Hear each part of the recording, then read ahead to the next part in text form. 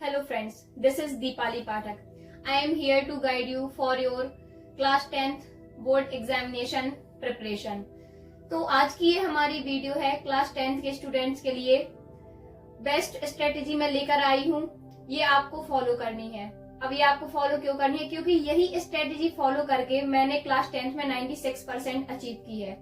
तो time waste ना करते हुए हम शुरू करते हैं अपनी वीडियो।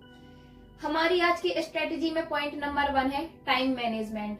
जैसा कि आप सभी को पता है कि हमारे पास केवल 90 डेज बचे हुए हैं, तो हमें ये ध्यान में रखना है कि हम अपने टाइम को बिल्कुल भी वेस्ट ना होने दें और टाइम को सही तरीके से मैनेज करके आप अपनी स्टडी पे फोकस करो। आपको हार्ड वर्क तो करना ही है, लेकिन स्मार्टली हार्ड वर्क करना है।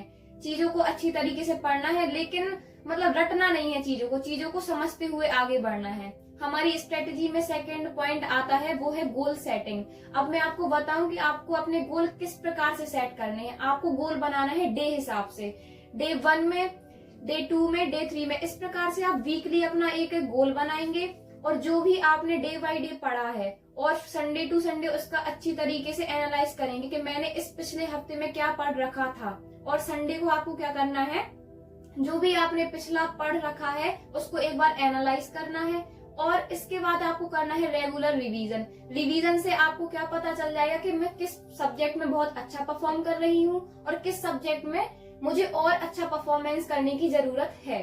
तो revision is the most important thing. तो आपको ये नहीं करना है कि सिर्फ पढ़ लिया, चैप्टर आपने कवर कर लिया, आपका सिलेबस पूरा हो गया। और हाँ, एक और इम्पोर्टेंट चीज, आपको सिलेबस को अच्छी तरीके से पढ़ लेना है कि किस सब्जेक्ट में क्या क्या है, और ब्लूप्रिंट भी एक बार देख लेना है कि किस चैप्टर से कितने मार्क्स का आना है। जैसे किसी चैप्टर से 4 मार्क्स के क्वेश्चन आना है तो उसमें आपको डीप स्टडी करनी पड़ेगी। किसी चैप्टर में आपके ओनली ऑब्जेक्टिव्स आने हैं तो आप उसे ऑब्जेक्टिव के पॉइंट ऑफ व्यू से ही पढ़ोगे। तो इस प्रकार क्या होगा, आपका टाइम भी बचेगा। क्योंकि कुछ बच्चे क्या करते हैं, उन्होंने चैप्टर उठाया, उन्हें ब्लूप्रिंट पता नहीं है, पढ़ते गए मतलब हर चैप्टर को वो डीप पढ़ रहे हैं। तो ऐसा करने की जरूरत नहीं है, इसमें आपका टाइम वेस्ट होगा। तो फर्स्ट ऑफ ऑल आप लोग अपना ब्लूप्रिंट एक बार देख लेना कि किस चैप्टर से कितने मार्क्स का आना है और उसी के अकॉर्डिंग अपनी स्टडी को बढ़ाना। हमारी स्ट्रेटेजी में थर्ड पॉइंट है जो रेगुलर रिवीजन। मैंने आपको बता दिया, रिवीजन बहुत जरूरी है, रिवीजन करना ही है। फिर आपको करनी है प्रैक्टिस।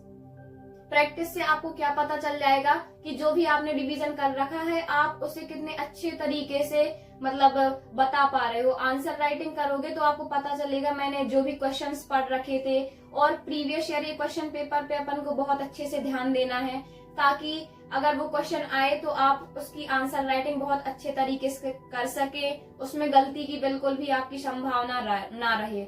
आंसर राइटिंग में आपको क्या ध्यान रखना है कि आंसर राइट करते समय फर्स्ट ऑफ ऑल तो आपकी राइटिंग जो है वो अच्छी होनी चाहिए, neat and clean.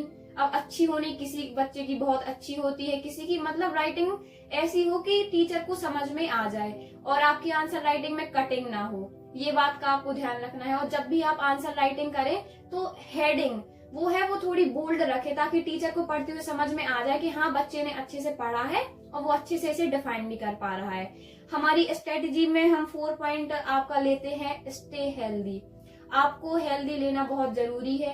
Healthy foods खाएं, आप मेडिटेशन भी करें, ताकि जो आपका माइंड है वो अच्छी तरीके से वर्क कर पाए। क्योंकि हम सभी को पता है, a healthy mind lives in a healthy body. तो आप स्वस्थ रहें ताकि आप अच्छे से अपनी पढ़ाई कर सके। तो अब मैं इस वीडियो में यही बताना चाहती थी कि किस प्रकार से आप अपनी स्ट्रेटेजी बनाएंगे।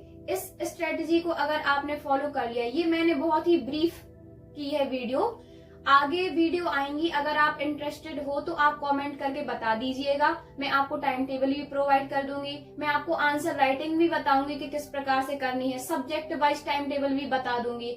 और अब आपको जैसे पता है कि हमारे पास टाइम बहुत कम है, ओनली 3 मंथ्स बचे हैं बोर्ड एग्जामिनेशंस के लिए।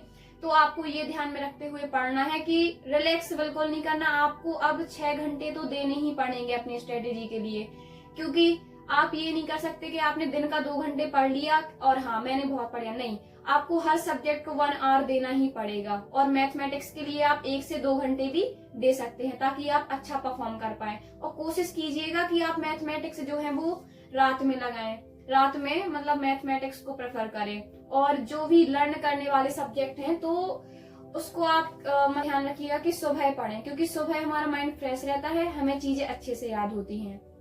तो thank you so much for watching my video. अगर आप इसी तरह की और वीडियो चाहते हैं, आप स्ट्रेटेजी चाहते हैं, सब्जेक्ट वाइज स्ट्रेटेजी चाहते हैं, तो आप कमेंट करके बता दीजिएगा, मैं आपके लिए वीडियो प्रोवाइड कर दूंगी और मैं कोशिश करूंगी कि आप लोगों की जो भी मुझसे हो सके हेल्प कर सकूं। Thank you very much.